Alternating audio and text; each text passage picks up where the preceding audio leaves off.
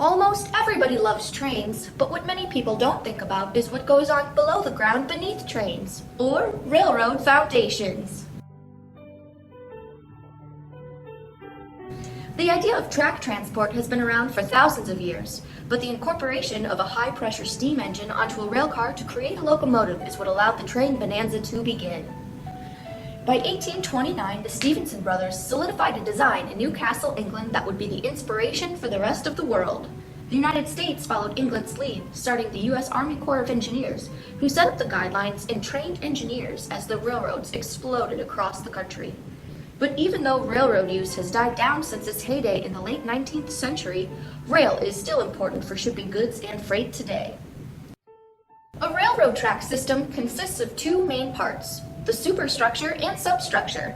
A superstructure includes the rail itself, the ties that go between them, and the fasteners that connect them. The substructure consists of ballast, subballast, and subgrade. The subgrade layer is the natural soil that exists. Every soil has a bearing capacity, or the weight that it can support. Soil type varies across the country, but generally cannot support the load of the train, and that's why engineers design railroad foundations. Above the subgrade, there's the subballast layer. The subballast layer is a layer of medium-sized rock that helps the subgrade to support the weight of the train and helps keep the subgrade soil in place.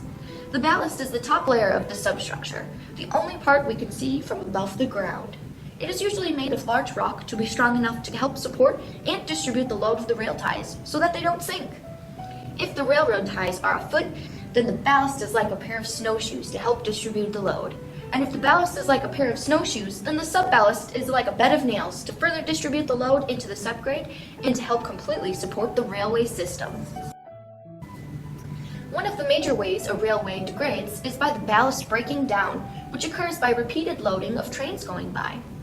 Eventually, the rocks break down and the ballast layer can compact. Another major way railroad degrades is by ballast following, which is the introduction of fine-grained particles into the ballast matrix and leads to instability of the ballast layer. Our group is looking at how we can evaluate the substructure of the rail, the ballast system, and the transfer of stresses to the underlying subgrades most efficiently to minimize that the ballast deformation and the need for expensive maintenance of the substructure. With the rail industry, there's not been much research done in it. It's been largely over the last 150 years an experience-based industry. So if you are a person who likes this kind of thing, testing foundations and working on improving them, in railroads or other applications, come be an engineer with us.